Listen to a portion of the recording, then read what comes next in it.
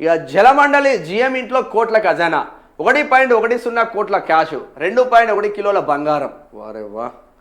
9.2 కిలోల వెండి ఓ అయ్యా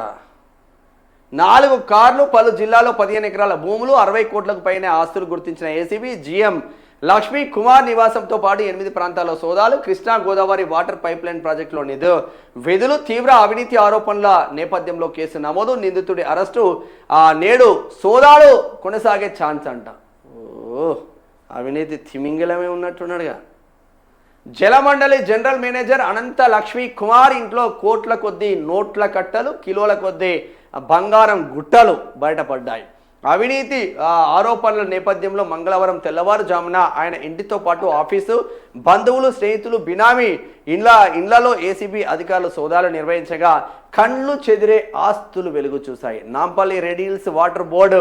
జనరల్ మేనేజర్ ఆయన Godavari first phase Krishna water pipeline ప్రాజెక్టులో ఎగ్జిక్యూటివ్ ఇంజనీరింగ్ బాధ్యతలు నిర్వహిస్తున్నారు ఆయన అవినీతి అక్రమాలపై ఫిర్యాదులు రావడంతో రంగంలోకి దిగిన ఏసీబీ అధికారులు వివిధ ప్రాంతాల్లో ఏకకాలంగా సోదాలు చేపట్టారు లక్ష్మీ కుమార్కు సుమారు 60 కోట్ల విలువైన స్థిర చిరాస్తులు ఉన్నట్లు గుర్తించడంతో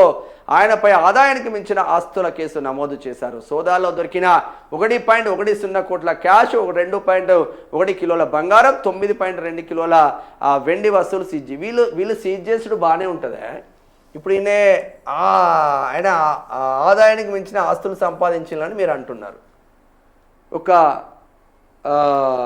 జలమండలి జిఎం ఆదాయానికి మించి నోట్ల కట్టలు గుట్టలు మరి ఒక ఎమ్మెల్యే ఒక్కసారి గెలిచిన ఎమ్మెల్యే ఆదాయానికి మించిన ఆస్తులు వాని జీతం ఎంత వాని అలవెన్స్లు ఎంత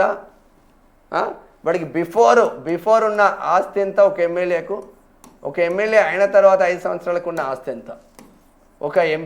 ఒక ఎంపీకి వాని ఆస్తి ఎంత ఆదాయానికి మించి ఎట్లా ఆస్తులు సంపాదిస్తున్నారు ఒక మంత్రి ఒక్కసారి మంత్రి పదవి చేపడితే 10 తరాలు కూసోని లగ్జరీగా ప్రపంచ దేశాలు తిరుక్కుంటూ తిన్నా తరగని ఆస్తి ఒక మంత్రికి ఎక్కడి నుంచి వస్తుంది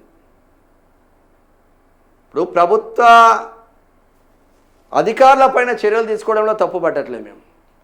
కానీ రాజకీయ అవినీతిని ఎవడు బొందబెట్టాలి అని అడుగుతున్నాం